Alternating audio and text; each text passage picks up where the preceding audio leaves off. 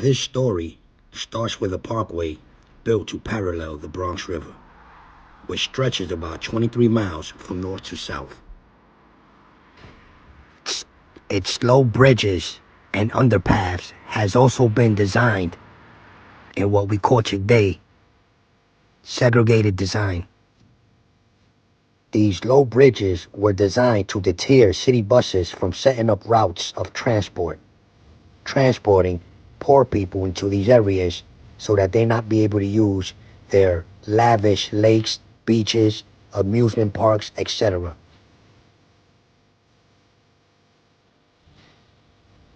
Just to give an example of how lavish Westchester County is, here we have a bicycle station just at the end of a bicycle path.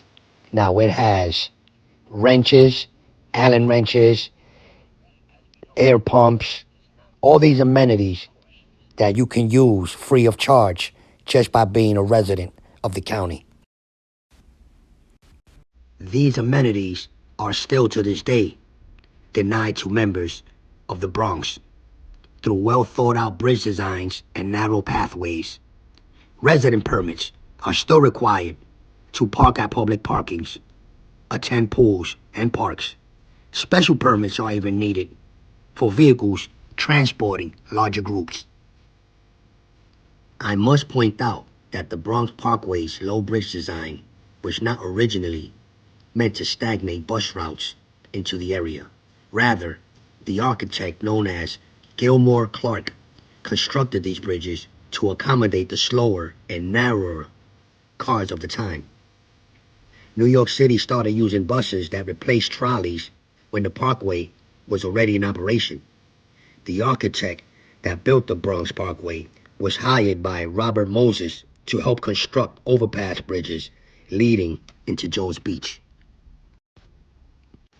It was Robert Moses's idea to purposely prevent bus routes from entering Jones Beach and other public places popular to whites.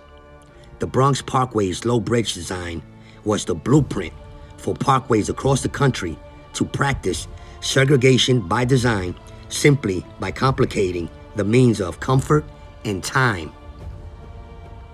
Robert Moses eventually built 35 highways, 12 bridges, countless pools, parks, and housing projects in his 40-year reign as New York's master builder.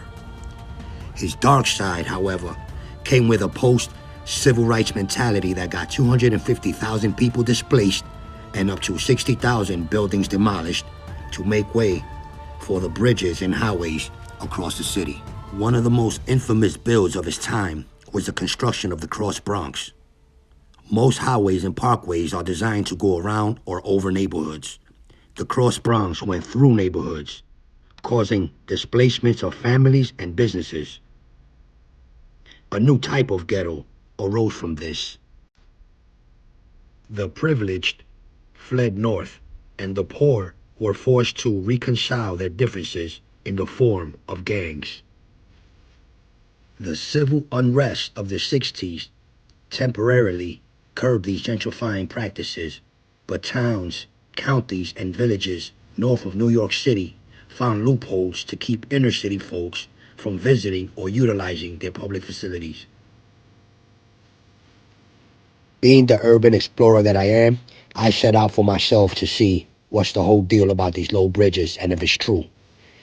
And then I come over here to the first exit of the Bronx Parkway and find the foundation and bolts of what might have been a gated community. It is things like this that make me dig deeper, makes me want to really get up under the records and find out when, how, and why these things went on, and when was the last time that this was actually gated, and what caused them to remove it. Was it the firemen?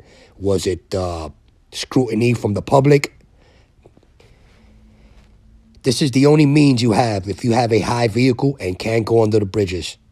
You would pull over, come to this area here, but for some reason, it was gated, probably with a sign that said, "Keep out."